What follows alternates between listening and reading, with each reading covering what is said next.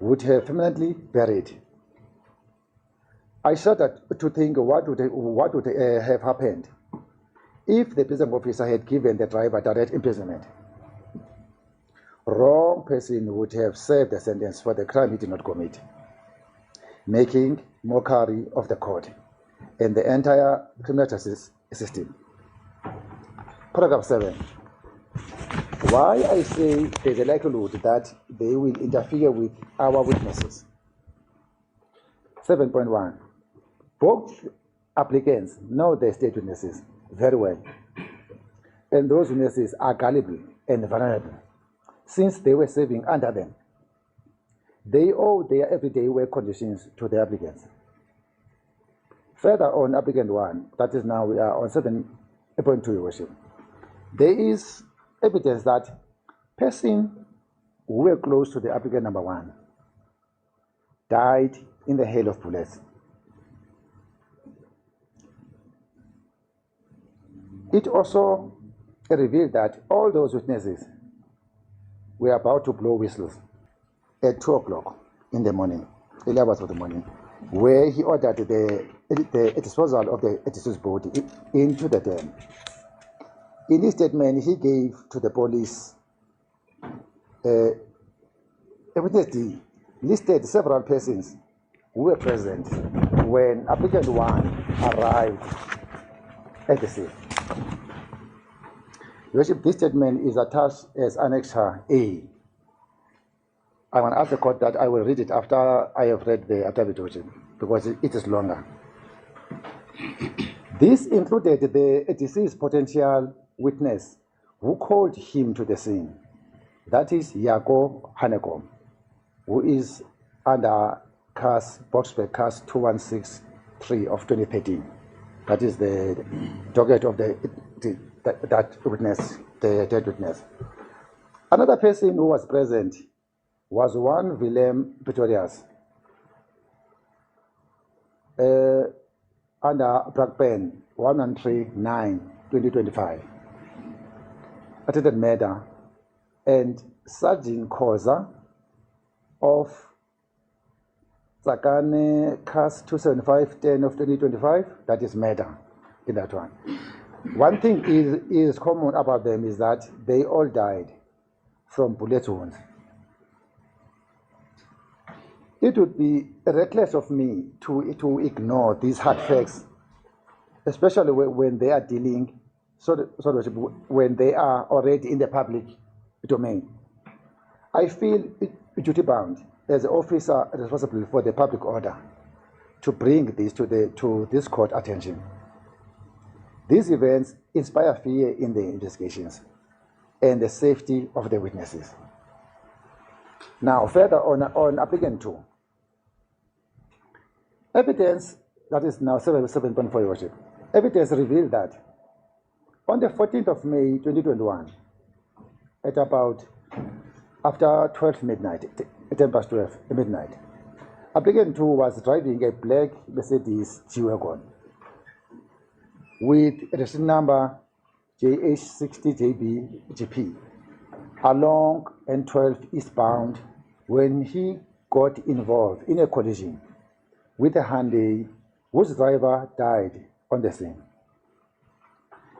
The scene was attended by 2 EMPD officers who allegedly arranged for applicant 2 to be transferred to hospital for medical attention, as he was allegedly seriously injured. However, the applicant was attended to at the hospital and discharged the same day without being admitted. Case of culpable homicide was registered as per Bedford View, CAS 106, 05 of 2021. Closed as withdrawn on the 28th of August 2023, but it is mysteriously missing from the sub storeroom where it is supposed to be kept. 7.5. The investigation in the culpable homicide docket placed us in a position to reconstruct the missing docket, and the reconstruction is at an advanced stage including the investigation regarding such loss of the docket. 7.6. In the reconstruction of this docket, investigation revealed that immediately at the crime scene, the tow truck driver was offered an amount of 10,000 rand by the applicant number 2 to remove the body from the scene before the role players arrived at the crime scene. There is a statement to this effect. Your Worship, it is signed on this 23rd day of April 2026 here in Boksburg and is commissioned. May I read now the Annex A? May proceed. Thank you, Worship. Worship, it is under Duduza Cast 91 of April 2022 and it is a murder docket. The witness is Marius van der Merwe, state under oath in English. I am an adult male, self-employed as a consultant, which I'm going to live there where he resides. On Thursday, the 14th of April 2022, at about 9 o'clock in the evening, I was contacted by Cobus, who is the director of Coast Guard Security situated at Springs. He was informing me about the warehouse robbery that took place at Boksburg area, saying that he had location about the suspects. He also asked me if I was available for backup. I told him that he must send me a pin drop for location. Paragraph 2. Copper sent me a pin drop on WhatsApp. It was for Salis village. I arrived at the location at about 20 minutes later. I found Yako Hanekom and Kopas at the location. Yako is an informer. I was driving a company vehicle with a number HW02WFGP, which is a marked Guardian Security Ford Ranger and black in color. Yako Hanekom's contact number, I'm not going to read it for the family members. And he was driving a red or maroon Renault Kwid HL06DD EGP. I cannot recall what Cobus was driving. Paragraph 3. I got out of the car and greeted them. And 3 unmarked EMPD vehicles arrived. And they were Golf 7 GTIs. Inside 2 of the EMPD vehicles, they were driving by Kesia Listols, and other vehicle was driven by Aiden Mackenzie. The third vehicle was driven by a colored male. Kesia's got a number, and Mackenzie, I'm not going to read them, and they both employed by EMPD as police officers. They all got out of the vehicle and greeted us. Zander Fritz also arrived with 2 African males that were in full uniform in a marked SAPS BMW, marked black band with its call sign BP32. Zander was wearing a police trouser, police boots, and a black or blue t-shirt with black bulletproof on top. VM Pretorius, that is now paragraph 4, Your Worship. VM Pretorius and Constable Yuan Mary Extian arrived shortly after that. They both arrived in one vehicle. And I cannot recall if it was a Hilux or a Ford Ranger. VM's number, I'm not going to read it, Your Worship, with the permission. And he introduced himself as a subs-employee, but to my knowledge, he's not employed. Yuan Mary Extian and is stationed at North Rand Flying Squad in Benoni. They also came and joined us. They both explained that they were waiting for 2 extra members. Those members that Viendra was waiting for came in one vehicle. I cannot be able to identify them. Also, Etienne van der Walt from Titan Security arrived with a white female unknown to me, and they were driving a Kia Sportage, silver in color, and did not obtain registration numbers of the said vehicle. We were briefed by coppers from Coast Guard Security that the vehicle that was identified as a business robber was parked at a certain yard at Salis village. He further informed us that there were a number of heavily armed suspects at the address. Shortly after that, we took our bulletproofs on. We drove in a convoy to the address that was identified by Yago to us. It turned out that we started at the wrong address, and we thereafter proceeded to another address just down the road and stopped at that residence. Paragraph 7. All members got out of their vehicle, and I was the last one to get out of the vehicle. A large group of the members proceeded to the main house, and they were led by Jacob and Viandre. I followed Constable Extin to the outside rooms of the property. When we got to the door of the outside dwelling, we were met by Mkhwanazi, and they introduced themselves as the law enforcers to the occupant.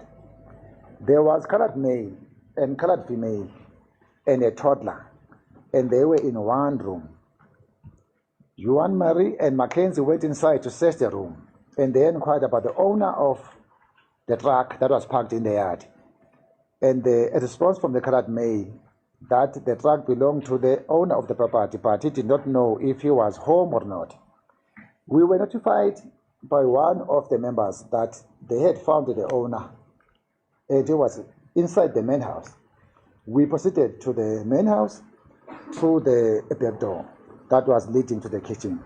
Before we entered the house, I saw the 4-ton truck that was parked inside the yard, but it was not visible from the street.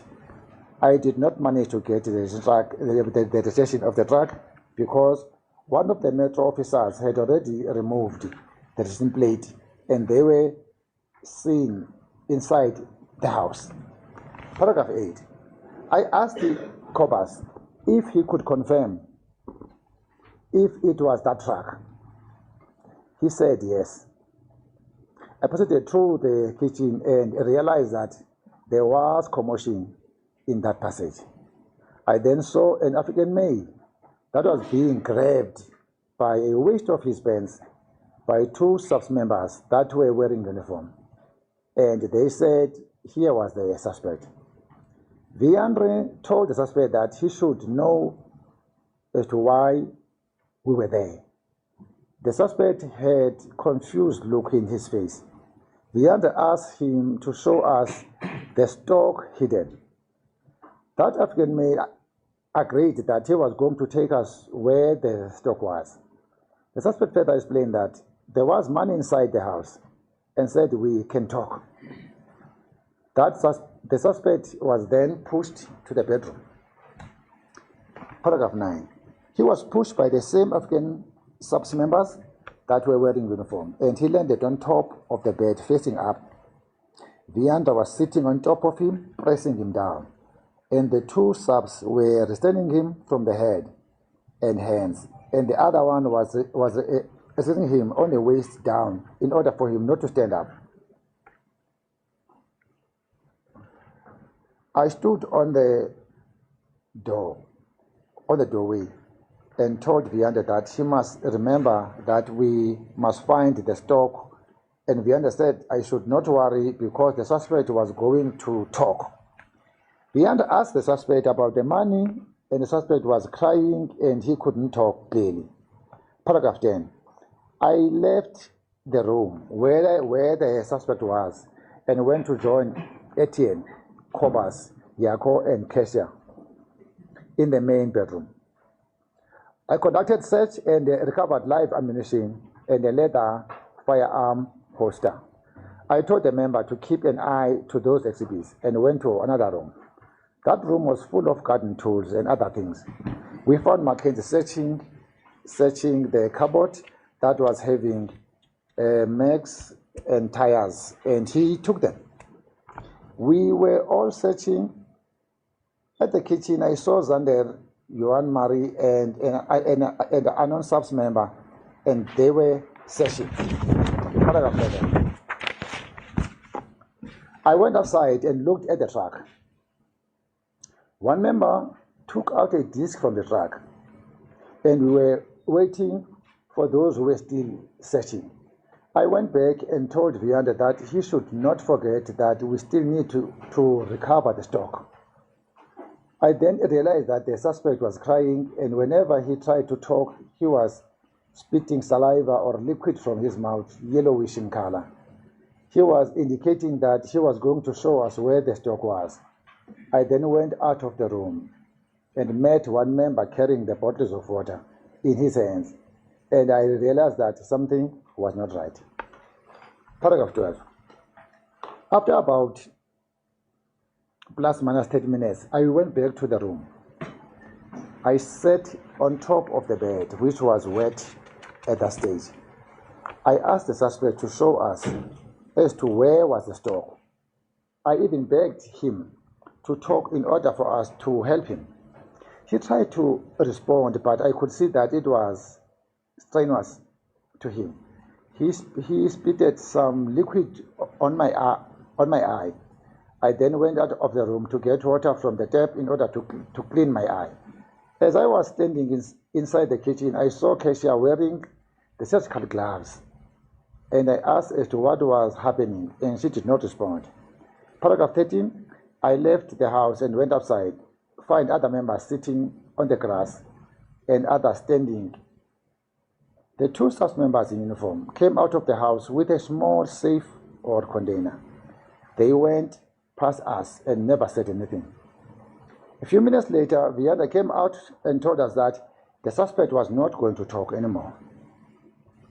And Vianda further said how we were going to contain all that. Johan and Zander said that they were going to fetch the firearm because they were planning to shoot the suspect who was deceased.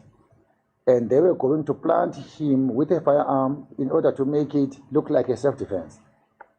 They were driving in that marked BMW. After that, Ukobas left and other MP and other members left also. I was only left with Kesia, Mackenzie, Viandre, Jacob, Etienne, and one EMPD member.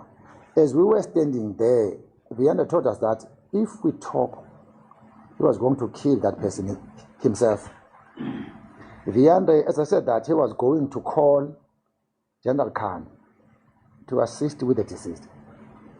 He then changed and said he was going to call Colonel Dawood, and he was asking if he should call him. Paragraph 14. Yeah, of course, they said that they should call their chief, whom they call Julius. And he turned around and said he was going to call Mkhwanazi, whom he said he was his chief. He then used his phone to call him. Julius Mkhwanazi arrived a few minutes later, and he introduced himself as Superintendent Julius Mkhwanazi to myself and Etienne. Viandre then spoke to Mkhwanazi and said, "Chief, it's that time again." Close quote. Then they discussed the manner in which the body can be disposed of, and it said that I should follow them. I walked to my buggy, and the EMPD member was following me. Viandre instructed me that my buggy will be loaded with the body of the deceased. Therefore, I should not worry because I will be covered. Paragraph 15. I then told him that it was my work buggy and it was marked. He said I should not worry because no one was going to pull it over. I noticed that two members were having guns in their hands, and Vianda said people will die for this. He told me that I should park the buggy next to the room where the deceased was. I did as I was instructed. They ripped the gate off, and I drove in.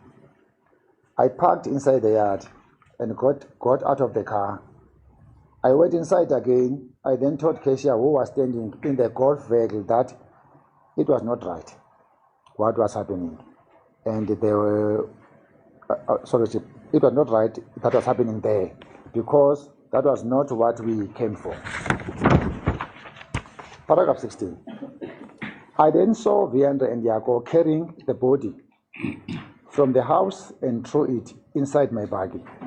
And it was not covered, but the loosely fitted tracksuit-like jacket to the body. Mackenzie drove inside the yard and put the tires and mags inside the golf boot. Jaco loaded welding machine and a small generator, and another item that I did not see what it was inside, since his vehicle did not quit. And another item that I did not see what it was inside his vehicle did not quit. Julius was still inside the yard, supervising the whole issue of disposing the body. Paragraph 17. They closed the doors. Jaco and Etienne. I was instructed to follow them. They pulled out of the yard, and I did as well. Julius also left and drove off. I was instructed to follow Mackenzie. It was Mackenzie, myself, Viandre, Kesia, Etienne, and Jaco. We proceeded out to Spring Road and to R23. They indicated left towards Heidelberg to R235. Jaco and Etienne turned left. Kesia pulled off as we were driving and turned back. We continued, myself, Viandre, and Mackenzie. On the way, I could not see Viandre anymore, who was following me. I continued with Mackenzie, who gave me the signal to follow him, as we drove slowly towards the Spar water dam. Paragraph 18. We drove slowly as he would stop and wait for me to follow. He then stopped and instructed me to throw the body inside the dam. I then stopped and opened the buggy and pulled the body down, holding it by the waist of the trouser, and placed it next to the river bank, facing down. I then took the jacket and placed it on top of the body. The body never sustained any further injuries in my care. I did not place it inside the dam because I was hoping that someone will discover it. I then drove back and met with the whole team that was in the house, waiting by road next to the Carnival City. They asked me if I dropped the boat inside the water, and I said yes. But they wanted to be sure if I went inside the water. I told them that, no, I did not go inside the water. Christian then said it was done, and no one should talk about this on the phones. Viandre emphasized that if you talk about this, someone will die. Thereafter, I then drove back home, leaving everyone there. Paragraph 19. On Saturday, the 16th of April, at about 6 in the evening, I received a call from Joan Matri Extien using unknown number, and he said we should meet in a spot where there were no cameras. He said we should meet Rose Tully. I then did go there after informing Cobas. It was myself, Zander Fries, and Joe Marie Extien, Jaco, and Viandre Pretorius. The meeting was chaired by Viandre, and they wanted to know if I was going to talk to someone about the death incident. I said, no, I will not talk. Then they said they did not trust Cobas, Jaco, and myself. They instructed me to go and check if the body was not found. I did go and confirm to them that the body was no longer there. Paragraph 20. I'm giving this statement out of my free will, and no one forced me to give the statement. I swear that the above is true. So help me God. Your Worship, it is signed and commissioned. This shall be Exhibit C. The court will Your Worship, that concludes also the state case. Thank you.